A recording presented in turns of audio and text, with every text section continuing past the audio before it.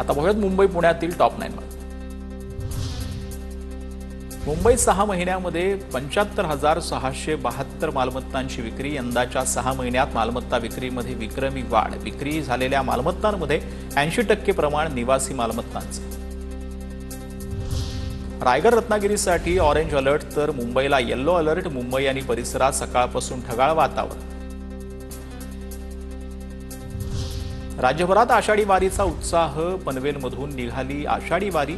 भाजपा नेते प्रीतम म्हात्रे कुटुंबासोबत वारीत सहभागी झाले। यावेळी माळशिरसमध्ये वारकऱ्यांना पाणी आणि लाडूचंही वाटप करण्यात आलं।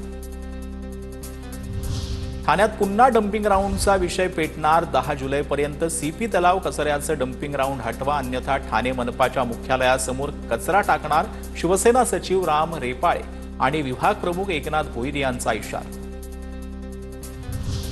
पुण्यात नागरिकांना होत असलेल्या पाण्यात गढूळपणा जास्त असल्याच्या तक्रारी। पाणी शुद्ध करण्यासाठी पालिका काळजी घेत असून नागरिकांनी पाणी उकळून पिण्याचं जो आहे तो नागरिकांना प्रशासनाकडून आवाहन जे आहे ते करण्यात येते।